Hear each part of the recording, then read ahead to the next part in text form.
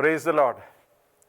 These days, many people have sensed the need for us to pray a lot for our nation and for the church.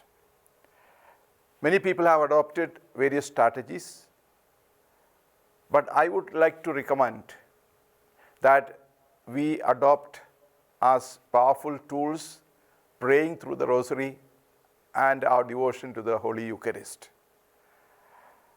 Because these days we are experiencing that the church and the nation are facing many challenges.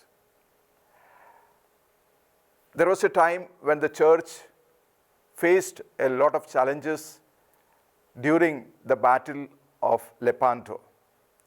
This was in 1571 when the Emperor Salim of the Turks attacked the European countries.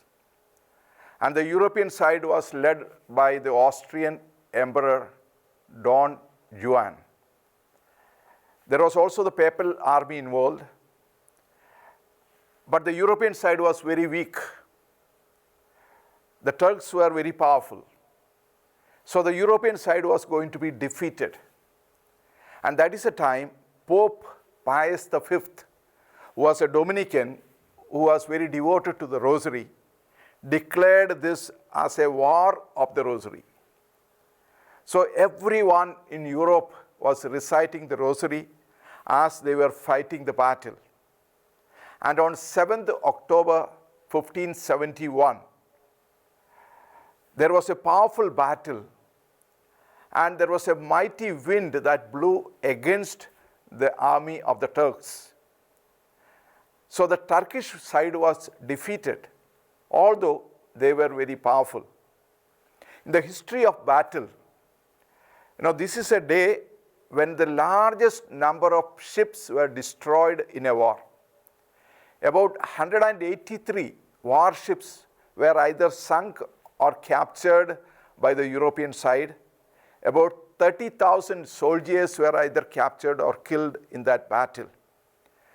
So the European side won the battle. To commemorate this victory, Pope Pius V ordered the feast of Our Lady of Victory. Later, Pope Gregory XIII announced 7th October, the very same day of the victory of the battle, as the feast of Our Lady of the Rosary. So we see this, that the Rosary was a very powerful tool to pray at a time when we felt ourselves weak.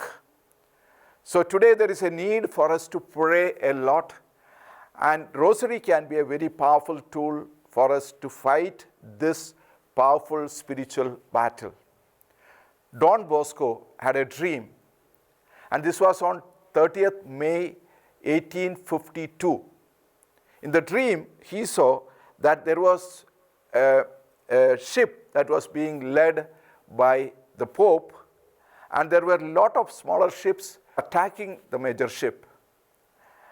And that is the time he saw in the dream that there are two poles, and on one pole was the Blessed Mother, on the other pole was the Holy Eucharist.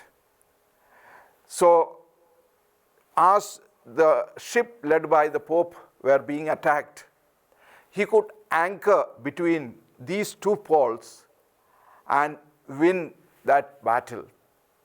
So again, through this dream, we are reminded that in times of turmoil, during the challenges that we face, the two powerful tools that are going to protect us is the Holy Eucharist and the Blessed Mother and the recitation of the Rosary.